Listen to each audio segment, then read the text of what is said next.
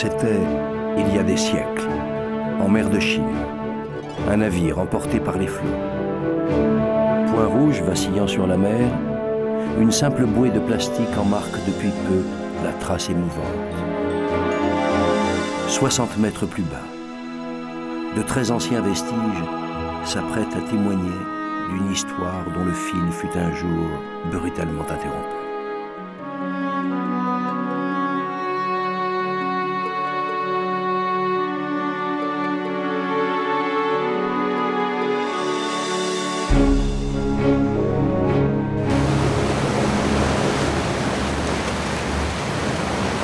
En surface, contrastant avec le calme des profondeurs, l'agitation est à son comble avec l'arrivée de l'équipe de fouilles archéologiques. Sur la barge qui va servir de base opérationnelle, Michel Lourd, le chef de l'expédition, accueille archéologues, plongeurs, pilotes de sous-marins, mécaniciens, médecins, une cinquantaine de professionnels de la fouille en haute mer venus des 4 coins du globe, Europe, Asie, Australie. Parmi eux, Jerzy Gawronski, un Hollandais, spécialiste en archéologie navale, se prépare à coordonner les travaux avec Michel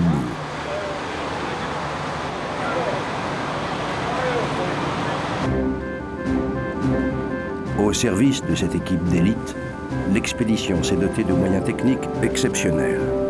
À l'instar de cette barge, longue de 60 mètres, qu'il faut maintenant positionner à l'aplomb du navire englouti au moyen de 4 ancres géantes, lourdes de 5 tonnes chacune.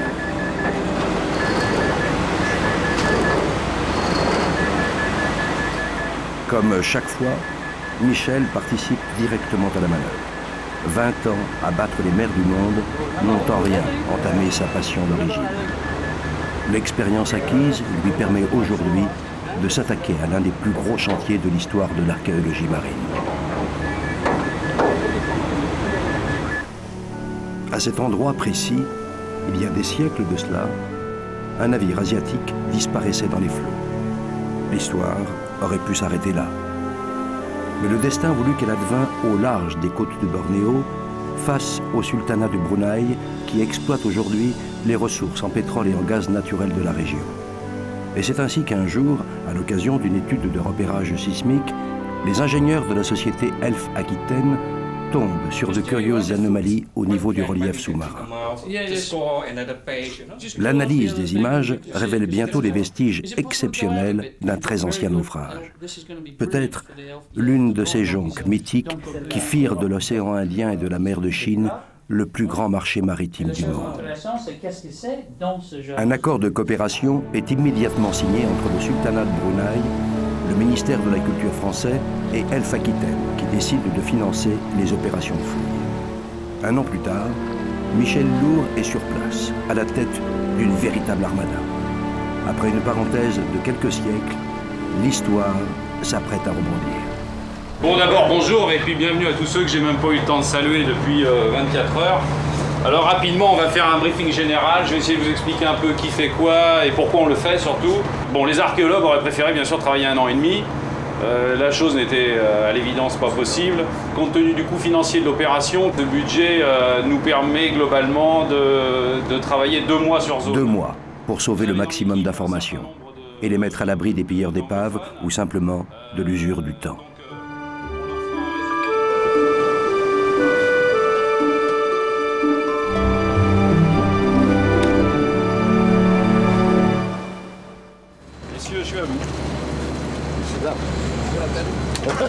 Attention au bout, tu devant toi, Michel. Muriel, Marius. Est-ce qu'on peut envoyer ton passager? Affirmatif. Alors? Merci. Sans perdre de temps, Michel effectue une première plongée de reconnaissance.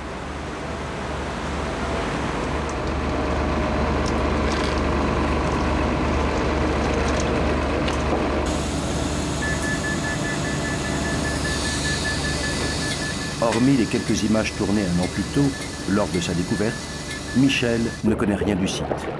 Il lui faut absolument en apprécier les dimensions et le relief pour organiser les opérations de fouille. Le sous-marin est l'engin d'exploration idéal. Capable de descendre jusqu'à 1000 mètres et d'y rester 2 jours durant, il ouvre à ses passagers une fabuleuse fenêtre au plus secret des océans.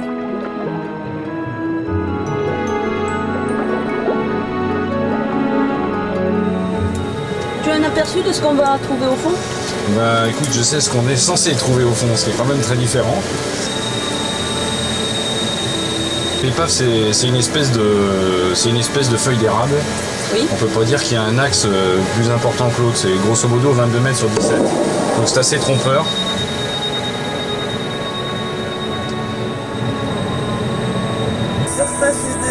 Surface de Guine, immersion 35 mètres. 35 mètres, nous partons dans l'est de la barge.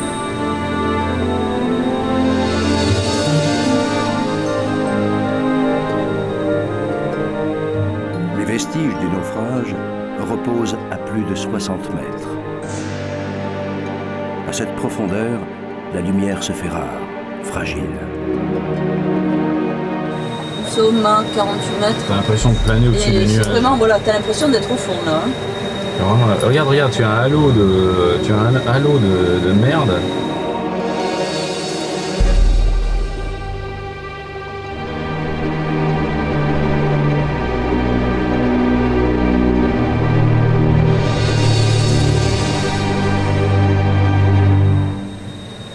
Visibilité nulle, 52 mètres.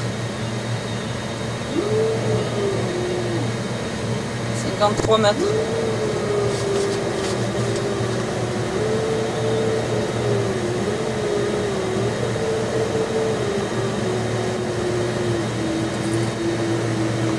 C'est terrible.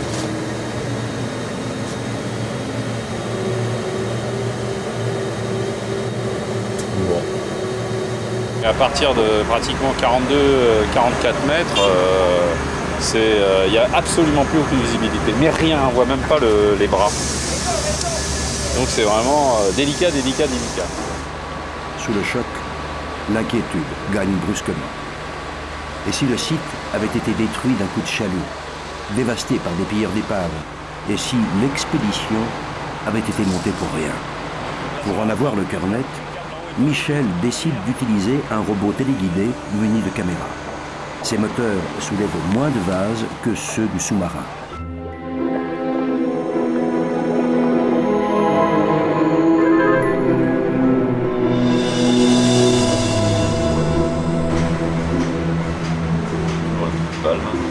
Allez, ça remonte.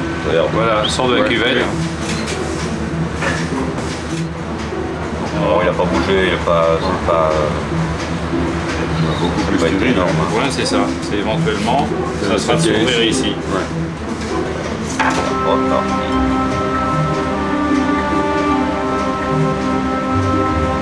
62 mètres, monte un peu. Tu l'as là, tu récupères là, il est là. Là, tu as 1m50, 1m50 ici, voilà.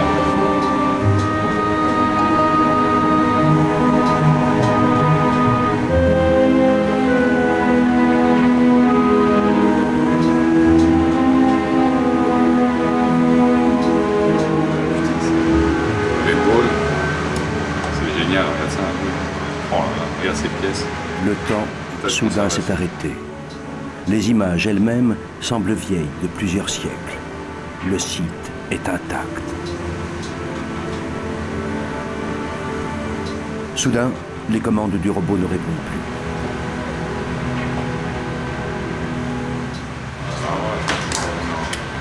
Non, mais je vais voir, c'est... Bon, viens, on y va. Il y a peut-être juste un hameçon dessus.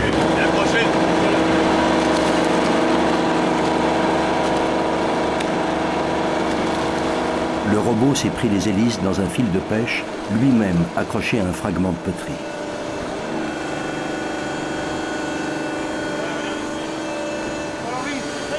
Brutalement sorti de son sommeil séculaire, ce fragile témoin suscite une émotion considérable.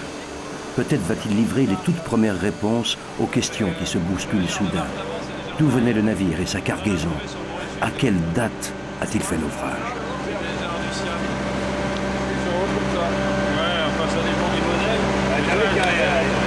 This first find is a piece of ceramic, and it's a part of a big storage jar called a martavan. And it's a very common product which is used for transport and the storage of all different kinds of goods, both liquid and solid. And because it's very common, it's very difficult to date, because this type of ceramic has been used for many centuries.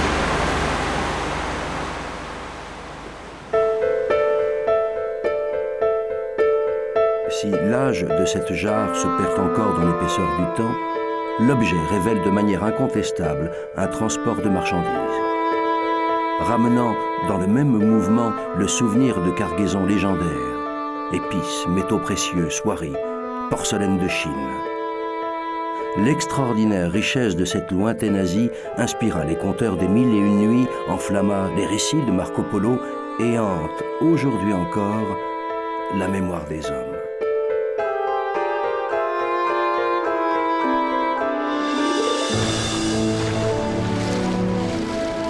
Des siècles plus tard, armés d'outils de plus en plus sophistiqués, ce sont les traces de cette mémoire mythique que poursuivent les scientifiques. Au troisième jour de travail, le moment est venu pour les plongeurs de se mettre à l'eau. Il ne s'agit pas encore de remonter les vestiges de l'épave, mais d'aménager la zone de fouille.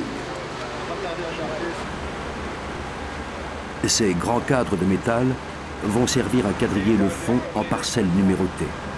Ils permettront ainsi aux archéologues de repérer l'emplacement d'origine de chaque objet et de dresser une cartographie du site.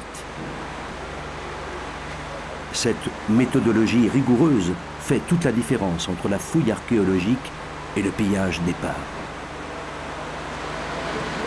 Aujourd'hui, la pose des cadres va se dérouler sans aucune visibilité. Cette performance, seuls les meilleurs professionnels de la plongée peuvent l'accomplir.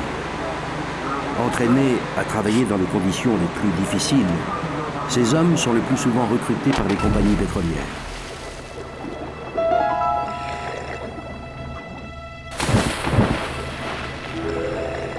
Cette fois-ci, c'est pour la connaissance qu'ils risquent leur vie.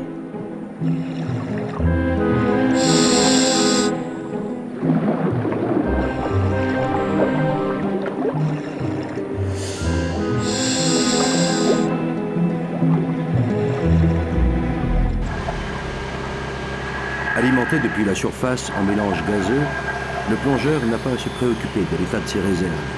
Il dépend entièrement de la vigilance des chefs plongeurs installés sur la barge. La moindre erreur dans le réglage des pompes, la moindre seconde d'inattention pourrait être fatale.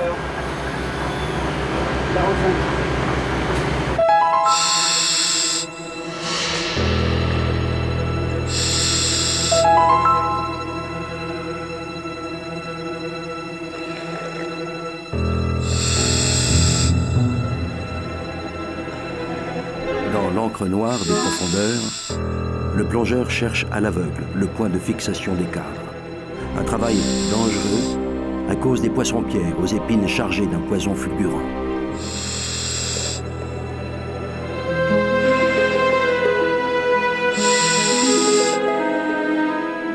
Après 30 minutes de travail, il est temps de remonter. 2 heures seront nécessaires pour regagner la surface. De leur cabine, les chefs plongeurs orchestrent ce long recours à la lumière. Ils en déterminent la vitesse et calculent à la minute près la durée de chaque palier de décompression.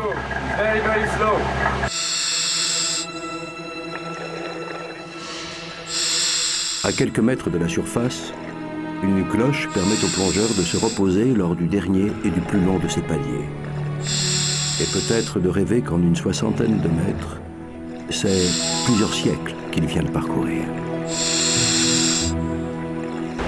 Bon, mon problème très pratique là, c'est on a le site qui est grosso modo comme ça, le carrouillage comme ça, d'accord. Le problème c'est de positionner celui-ci, qui sera rattaché au corps mort. Tu vas avoir 4 ici. Donc, oui, mais tu le fixes comment? Tu le poses 3 mètres, 4 mètres plus loin, tu poses probablement dans la vase. Il faudra 6 jours pour parvenir au terme des opérations de carrouillage. 6 jours pour révéler l'obscure géographie du site. 6 jours à flirter avec un trésor sans jamais pouvoir en toucher une seule pièce. Oh, Sergi! Ah ouais, joli comme tout, hein. Sergi! Et puis, soudain, au matin du 7e jour, la nouvelle surgit des profondeurs, comme si la mer enfin acceptait de libérer sa mémoire. La visibilité s'est miraculeusement améliorée.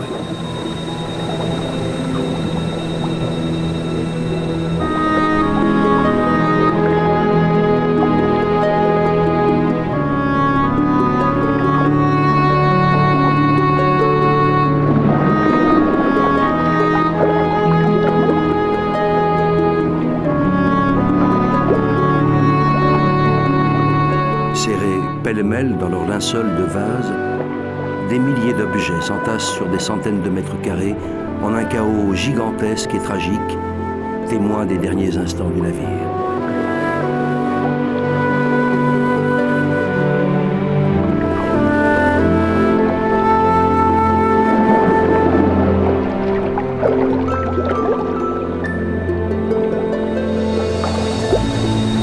J'ai rarement vu ça, hein. J'ai même jamais vu ça. Parce que c'est à la fois plus grand, plus haut, plus massif que tout ce que j'ai vu. Je pense qu'il y a peut-être entre 10 et 15 000 pièces différentes. Sur le plan archéologique, il s'agit tout simplement de la plus importante cargaison jamais retrouvée en mer de Chine.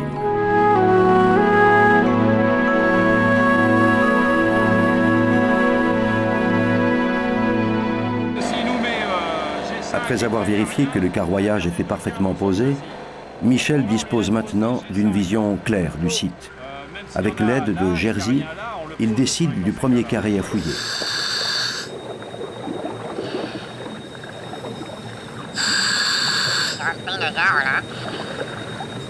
Au fond, l'éclaircie a été de courte durée. Et la visibilité faiblit encore lorsque le plongeur commence à extraire les objets de la vase. Comme si la mer elle-même se révoltait d'être ainsi dépouillée.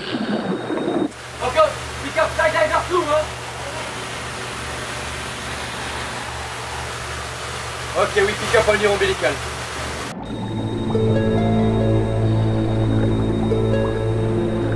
En dépit des difficultés, un premier panier émerge bientôt des nuages, comme un rêve soudain réalisé. Après des siècles de patience, les opérations de sauvetage viennent enfin de commencer. Passant en quelques minutes d'une rive à l'autre du temps, des fragments d'une histoire encore très mystérieuse réapparaissent à la lumière. Ce sont des jarres, porteuses des stigmates de leur très longue attente, qui ouvrent le défilé.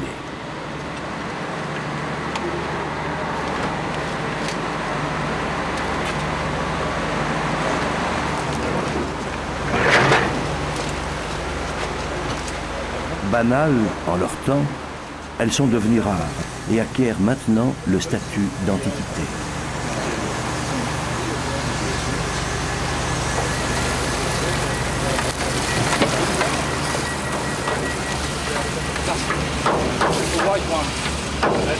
Il y a des arrêts de section.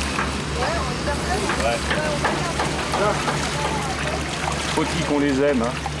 Certaines d'entre elles gardent peut-être encore des traces de ce qu'elles transportaient jadis.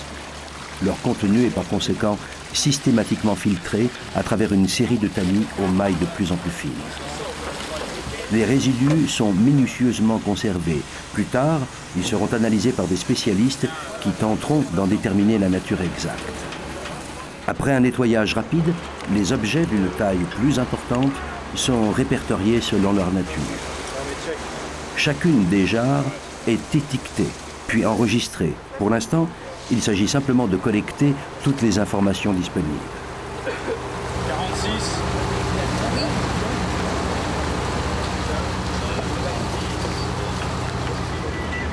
Cependant, une remarque suscite déjà la curiosité de Michel. Les premières jarres remontées ont à l'évidence des origines différentes. Certaines viennent de Thaïlande, d'autres, plus petites, plus fines, sont typiques de la production vietnamienne. deux pays situés à 1500 km du site de fouille.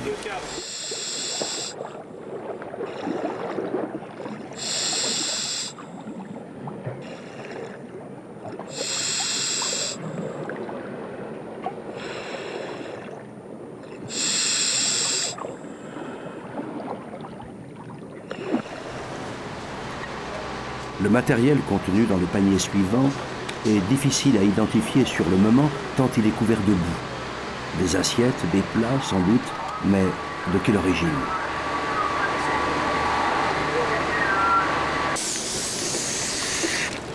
L'exemplaire nettoyé par Michel livre une éclatante réponse. C'est de la porcelaine de Chine, classique, avec un beau décor bleu et blanc. C'est très beau, c'est assez fin. Et là, vraiment, ça semble très très bien conservé. On avait des doutes parce que le dessus du chargement est un peu plus compressionné. On subodorait quand même qu'en prélevant dans la vase, on aurait des objets très bien conservés. Alors là, on a des objets qui sont en parfait état. Hein. Il y a juste une éraflure, des dessins très très beaux, il est très bien dessiné.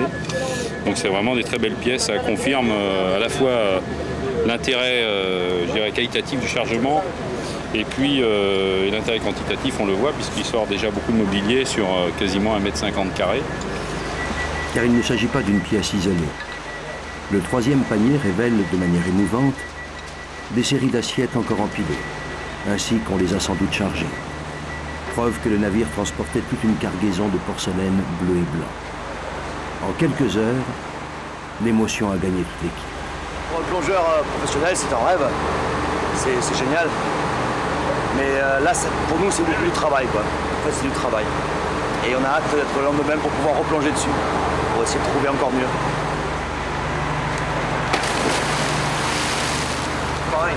Du côté des archéologues, on s'émerveille de l'état de conservation de certaines pièces, à l'exemple de cette coupe à fruits au bord si fin qu'il teinte comme du cristal, ou de ce grand plat dont le fragile revêtement impose de le conserver dans l'eau de mer, en attendant les bains de désalinisation.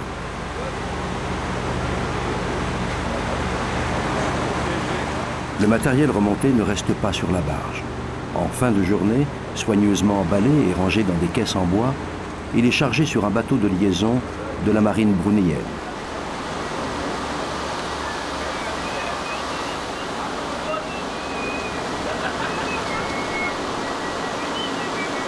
Ce soir, des siècles après le naufrage, une première partie de la cargaison reprend la mer, pour une nouvelle destination, le laboratoire d'archéologie.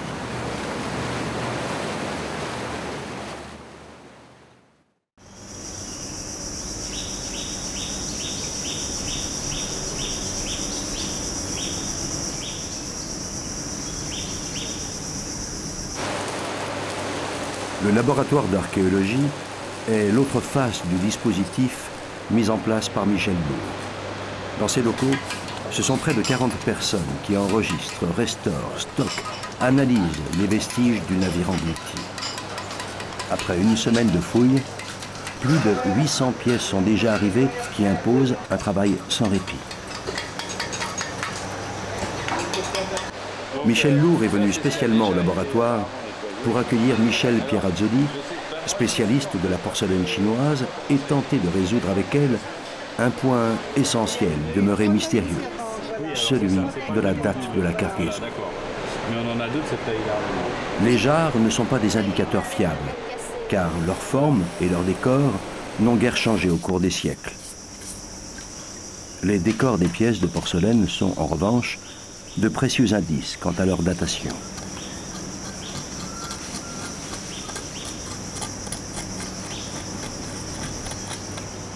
Pour les rendre lisibles, ils sont d'abord grattés au scalpel en prenant garde de ne pas endommager le revêtement.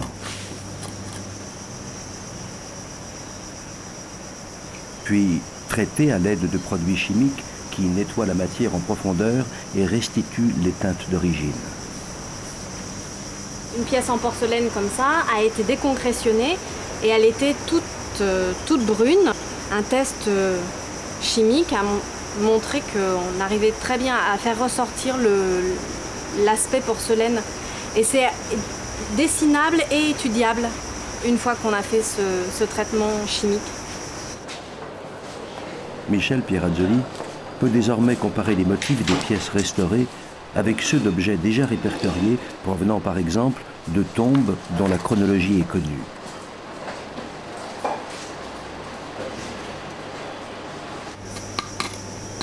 Ce sont finalement les entrelacs végétaux de ce plat qui vont lui permettre d'en préciser non seulement l'époque, mais aussi le lieu de production. C'est une porcelaine faite à Tingdegen, dans le nord du Tianxi, qui était la grande ville de la porcelaine à partir du XIVe siècle. Et c'est un bleu et blanc, c'est-à-dire peint au cobalt, sous une couverture transparente. Ce sont des pièces dont le décor est typique de la fin du XVe.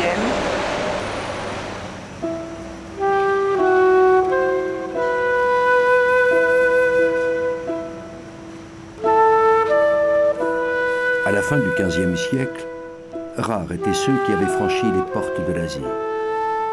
Cette cargaison, aujourd'hui redécouverte, apparaît bien ainsi comme un des derniers témoins de ce monde mythique qui enchanta Marco Polo.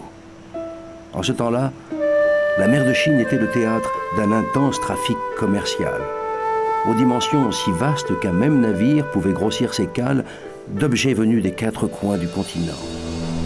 De la porcelaine sortie des fours de Jingdezhen, en Chine. Des jarres en provenance du Vietnam et d'autres fabriquées en Thaïlande. Des marchandises probablement destinées à l'un des marchés de la région et qui dormaient depuis 5 siècles au fond de l'eau, face aux côtes de Bornéo, dans l'axe exact d'un large estuaire qui pénètre la jungle sur quelques kilomètres, jusqu'au sultanat de Brunei.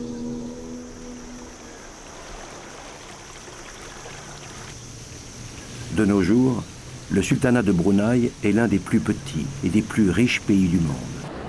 À Bandar, la capitale, les places publiques sont couvertes de marbre, les mosquées dorées à l'or fin. Les habitants bénéficient de l'un des niveaux de vie les plus élevés d'Asie. L'éducation et la santé sont totalement gratuites, les crédits immobiliers offerts sans intérêt et chacun possède en moyenne 3 voitures. Le sultan de Brunei est l'héritier d'une très longue histoire. Mouda Hassan al-Bolkiah descend en ligne droite de la plus ancienne dynastie régnant au monde. Précisément celle qui fonda le pays au XIVe siècle et lui fit connaître la prospérité pendant 200 ans. La fortune de Brunei provenait en ce temps-là des produits précieux issus des forêts de Bornéo et acheminés jusqu'au sultanat par les habitants du centre de l'île. Le bois, l'or et un camphre aux vertus antalgiques réputées attiraient de nombreux marchands qui proposaient en échange de la porcelaine de Chine. Au XVe et au XVIe siècle, le port de Brunei était l'un des plus florissants de la région. Le faste qui régnait à la cour du sultan éblouit Pigafetta, compagnon de Magellan, particulièrement impressionné par les éléphants de parade, aux ornements d'une richesse inouïe, et par l'étendue de la cité lacustre où il compta environ 25 000 feux, soit plus de 100 000 habitants. Un marché immense pour l'époque auquel la cargaison qui vient d'être retrouvée était sans doute destinée. 5 siècles plus tard, la cité lacustre existe toujours et demeure la seule trace de ce passé grandiose.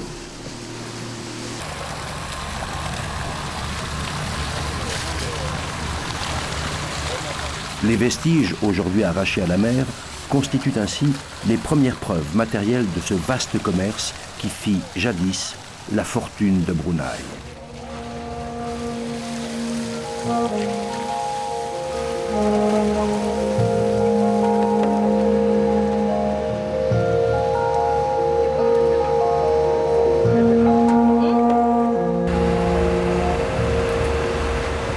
Vingtième jour de fouille. Des officiels brunéens rendent visite à Michel Lourd et à son équipe. Historiens du musée national ou militaires chargés de la logistique de l'expédition, ceux-ci viennent régulièrement faire le point sur le déroulement des opérations. mais c'est aussi avec leur propre histoire qu'ils ont désormais rendez-vous.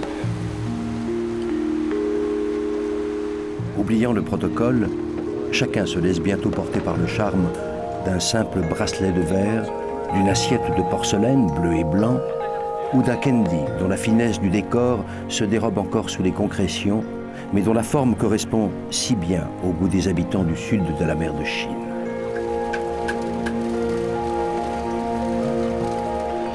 Avec 5 siècles de retard, la cargaison trouve enfin ses destinataires.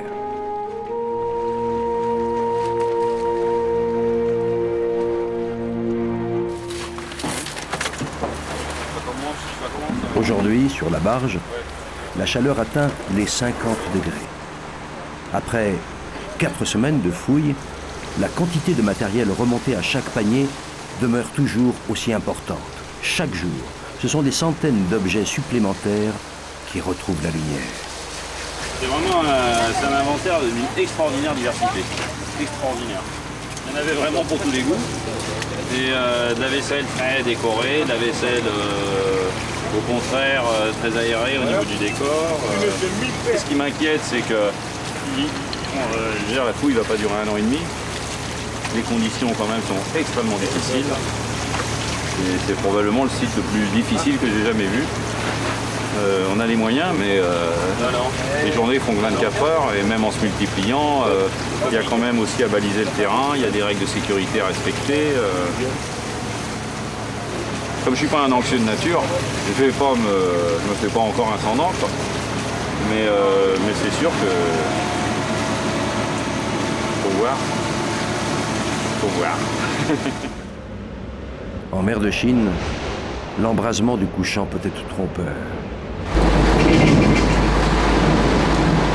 Tout particulièrement pendant la saison des tempêtes.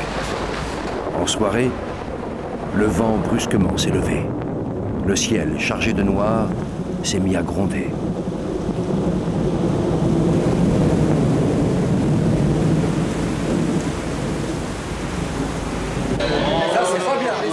Il y a de l'électricité dans l'air, d'autant plus que nous sommes le 13 juillet, il est 4 heures du matin. La France affronte le Brésil en finale de la Coupe du Monde de football. Je crois pas.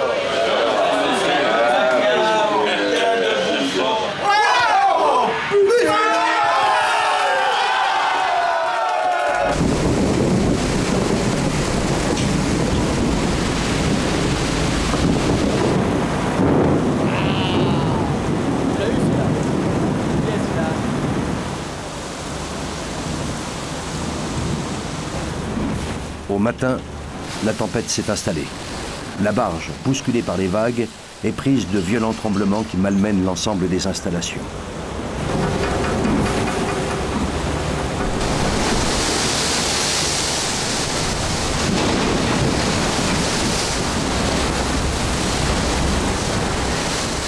Le remorqueur dédié à la barge est rapidement contraint de prendre le large plutôt que de rompre ses amarres.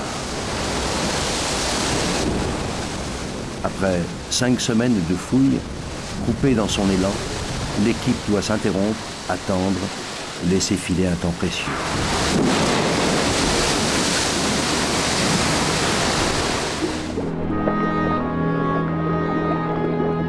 Alors qu'au fond, à quelques dizaines de mètres sous leurs pieds, des milliers d'objets attendent encore leur délivrance.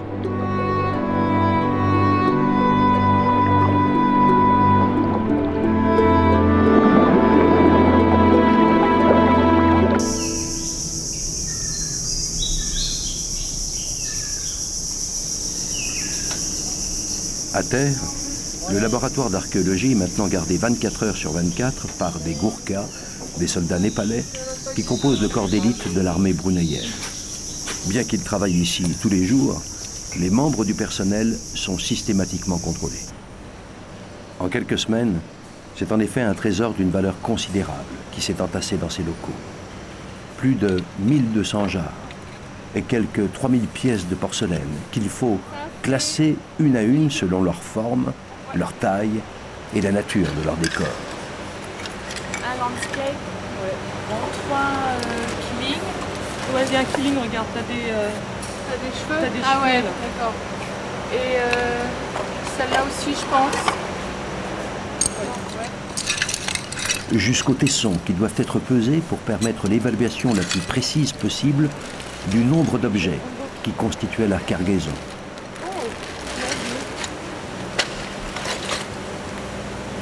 Un kilo 100.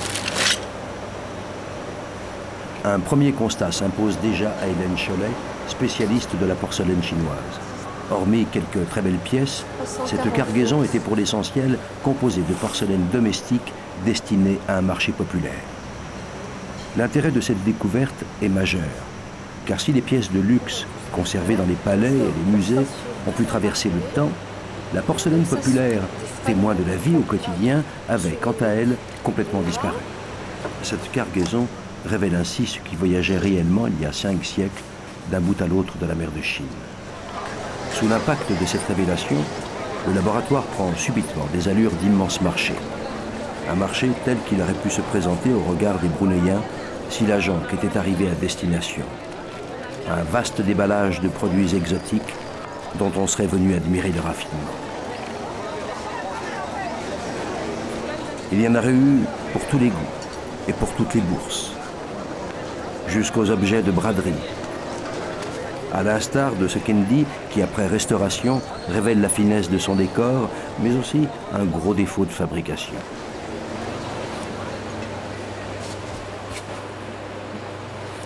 Cette cargaison de pièces raffinées et quotidiennes réveille enfin de lointaines passions, comme un écho de cette extraordinaire fascination qu'exerça la porcelaine de Chine. Il n'y avait que la Chine qui faisait une céramique aussi dure, aussi translucide, aussi blanche pour la porcelaine. Donc c'est beaucoup plus sain, beaucoup plus propre, beaucoup plus lumineux, beaucoup plus agréable de manger là-dedans que de manger dans de la terre cuite ou même dans des grès.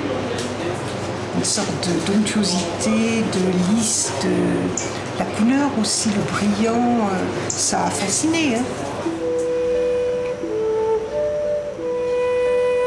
Une fascination qui s'impose aujourd'hui encore dans toute la force de son évidence. Un seul regard suffit pour se laisser séduire.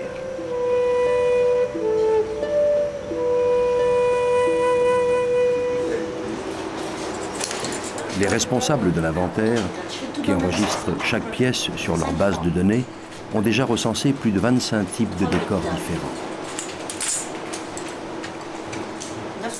À travers eux, c'est toute la symbolique de la culture chinoise qui revient, déclinée à l'infini par une multitude d'artisans.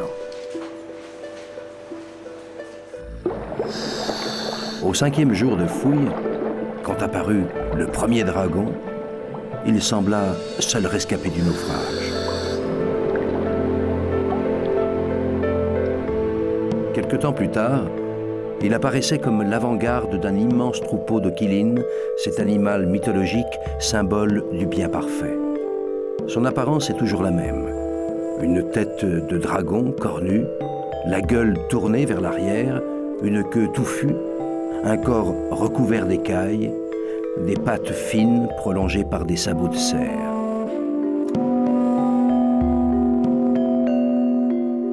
De ce fabuleux bestiaire émerge aussi la grue. Issue de la tradition taoïste, elle est symbole de longévité. Évoquant la douceur de vivre des classes aisées, les scènes de genre avaient également beaucoup de succès. Quelques traits suffisaient pour dessiner les contours d'une vie idyllique où les femmes devisent tranquillement au jardin pendant que le lettré se préoccupe de l'éducation du novice. Mais ce sont les ornements floraux qui constituaient le thème de prédilection des artistes chinois. De savants entrelacs que les dessinatrices s'appliquent aujourd'hui à reproduire pour permettre des études ultérieures. Restituant les décors avec une lisibilité bien supérieure à celle de la photo, leur travail fait apparaître de purs chefs-d'œuvre.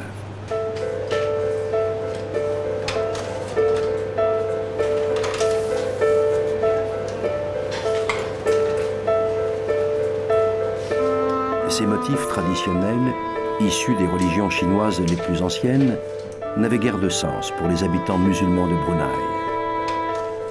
Si la porcelaine y a connu un tel succès, si elle est devenue à l'époque le premier produit exporté par la Chine, et si elle a finalement conquis le monde entier, c'est parce qu'elle était belle, tout simplement.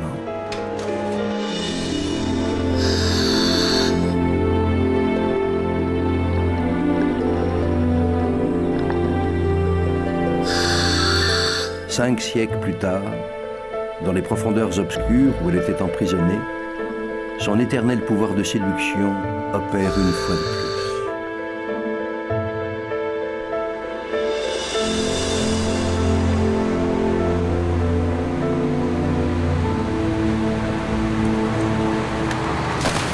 Le travail a repris sur la barre. Et aujourd'hui, les plongées ont commencé à l'eau. Pour rattraper le temps perdu pendant la semaine de tempête, Michel a décidé de doubler les cadences. Il reste encore un quart du site à fouiller et seulement 10 jours de travail.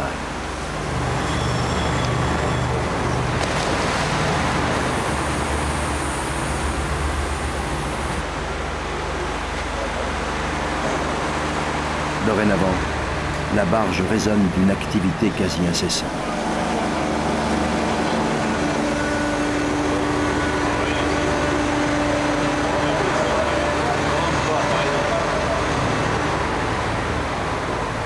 Elle ne s'achève que lorsque la fatigue a raison des énergies les plus tenaces.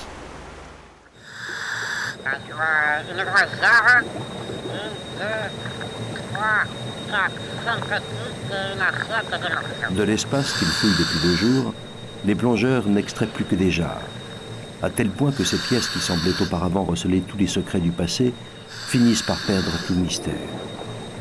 Renfermait-elle la réserve d'eau potable et de nourriture destinée à l'équipage, ou bien un chargement d'épices pour le marché de Brunei?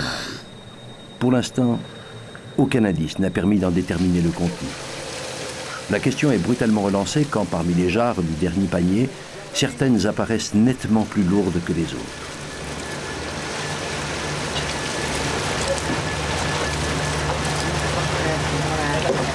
Non, ça c'est clair, ils sont vraiment l'un dans l'autre. Je pense qu'ils pouvaient en transporter dans les jarres, ça paraît incroyable. Serrés dans leur abri 5 siècles durant, des dizaines de petites tasses en porcelaine se livrent intactes aux mains des archéologues qui ne sont pas au bout de leur surprise.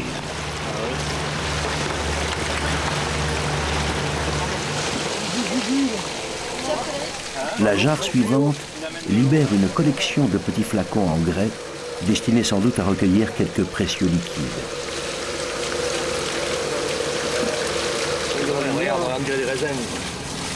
Puis ce sont des milliers de perles de verre, amalgamées par le temps, qu'attendait probablement un marchand de bijoux.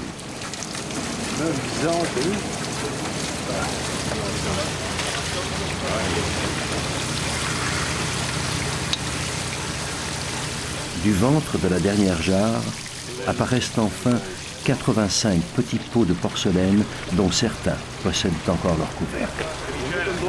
Michel, regarde, un complet là. Elle est belle cette pièce. Je ne connais pas d'exemple de grandes jarres comme ça où on trouve entreposées des séries continues de... Le hasard des découvertes aussi explique ça, mais c'est vraiment c'est extraordinaire pour moi. C'est la caisse, quoi. Le plus surprenant est que tous ces objets paraissent avoir été chargés en l'état, c'est-à-dire vides de tout contenu. Peut-être s'agissait-il de la commande d'un marchand de Brunei qui avait imaginé remplir ses jarrettes d'huile pour le corps et qui faisait venir de Chine ces petits pots pour les garnir de camphre et les revendre ensuite à l'unité. Le baume de Brunei, en quelque sorte. La preuve, une nouvelle fois, d'un commerce intense et parfaitement organisé, la trace concrète d'une véritable ligne de fret maritime reliant Bornéo au reste de la mer de Chine.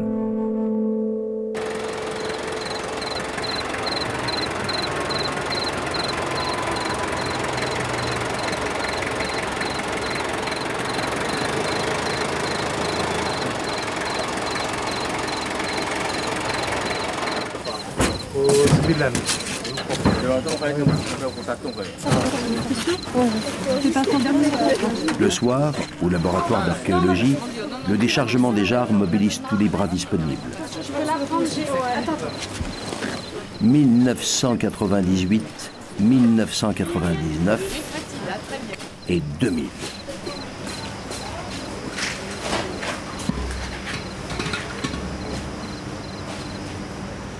Ces 2000 jarres, aujourd'hui tassées à perte de vue dans les hangars, représentaient curieusement en volume l'essentiel de la cargaison du navire englouti.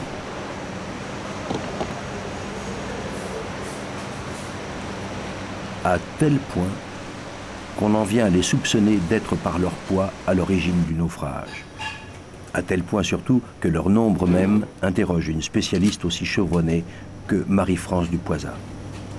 Les épaves de cette époque-là, on n'en connaît quand même pas tellement. Donc on est quand même étonné de voir qu'il y a autant de jarres.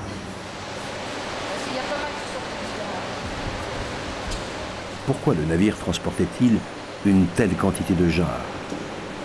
Une hypothèse, petit à petit, s'échafaude. Si les jarres sont des objets utilitaires étroitement associés à la vie quotidienne dans toutes les cultures d'Asie du Sud-Est, pour les habitants de la forêt de Bornéo, un charme puissant émane de leur matière elle-même, le grès. Les gens de l'intérieur ne savent pas produire du grès. Tout le monde peut faire de la poterie, mais une jarre de grès, il faut la cuire à 1200 degrés, c'est une technique spéciale, et donc pour eux, c'est un objet complètement étranger à leur art.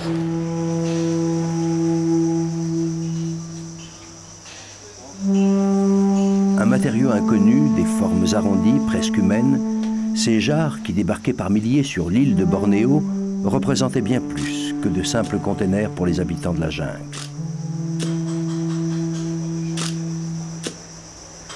On sait que toutes les populations de l'intérieur appréciaient énormément les jarres, en tout cas en ce qui concerne les jarres, à tel point que ces jarres avaient à la fois un usage pour certaines usuel, enfin c'était un usage commun, et d'autres avaient un usage rituel. Certaines jarres valaient 25-30 buffles, à tel point qu'un Raja Sarawak anglais à la fin du 19e, quand il repart en Angleterre, pour que ses chefs de tribu se tiennent calmes, prend en otage des jarres, qui étaient plus précieuses que la vie d'un enfant auprès de ses chefs de tribu.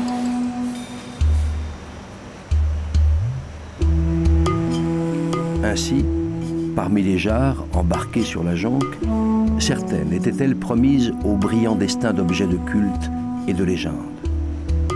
Pour les marchands de l'époque, elles constituaient ainsi une précieuse monnaie d'échange auprès des habitants de la jungle de Bornéo qui, eux, payaient en or, en camphre et en bois précieux. Peut-être le trésor de la jonque était-il là, dans ces jarres habituellement considérés comme des objets usuels et qui valaient plus que tout aux yeux de certaines populations.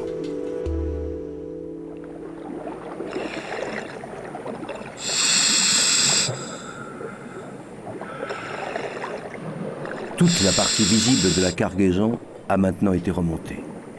Il reste des tonnes de vases que l'on explore méthodiquement à la suceuse, pour quelques pièces de plus.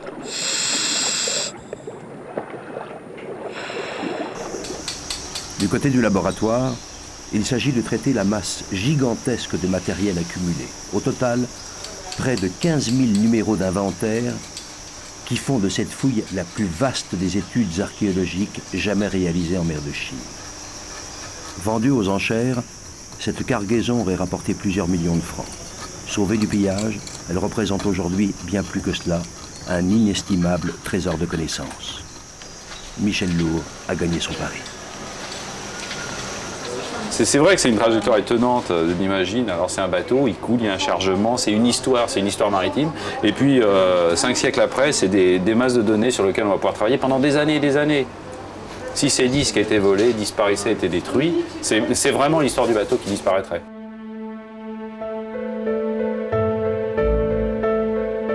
Dès à présent, cependant, cette cargaison démontre, au-delà du mythe qui l'entoure depuis si longtemps, la réalité de ce fabuleux trafic commercial qui faisait la richesse et la grandeur d'une civilisation au développement exceptionnel. Plus vaste, est plus abondante encore que celle des Européens à la même époque. Michel et Jerzy sont rentrés en France et travaillent sur les informations recueillies au cours de l'expédition. Bien, vous l'avez retrouvé la jarre en D9 là? Parce que les plans du site, minutieusement levés par les plongeurs, sont autant de pièces qui vont permettre de reconstituer une esquisse fidèle du navire et de sa cargaison au moment du naufrage. On va la restituer comme ça.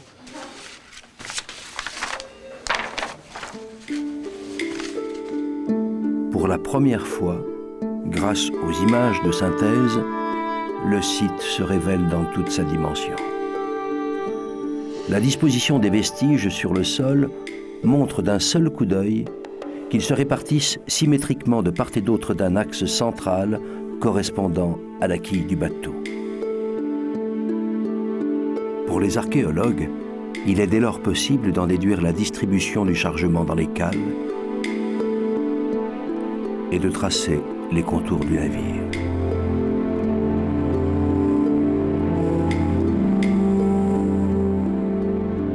Long de 30 mètres, large de 10, pour un volume de cargaison de 200 mètres cubes, ce navire devait être 3 fois plus volumineux qu'une caravelle portugaise de la même époque. Sa cargaison, parfaitement répartie afin d'utiliser l'espace au maximum tout en préservant l'équilibre global, montre que le bateau fut chargé en une seule fois en un lieu où étaient stockées des marchandises provenant des 4 coins de la mer de Chine. Probablement l'un de ces ports entrepôts, foisonnant carrefour du commerce maritime asiatique qui devait tant impressionner au début du XVIe siècle les premiers conquérants européens. Imaginez d'immenses villes portuaires, plus peuplées que Venise, bruissantes de quelques 80 langues différentes dans lesquelles se brassait un volume d'affaires de très loin supérieur à celui de l'Europe tout entière.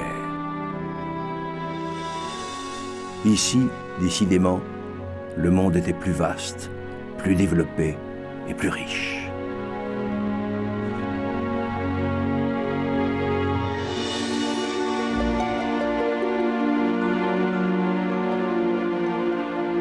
Les jonques qui par milliers croisaient en mer de Chine naviguent toujours dans l'imagination des hommes. Unique trace d'un monde à jamais disparu, certaines d'entre elles gisent encore au fond de l'eau. L'histoire qu'elles recèlent commence tout juste à émerger. Elle est à la mesure du rêve.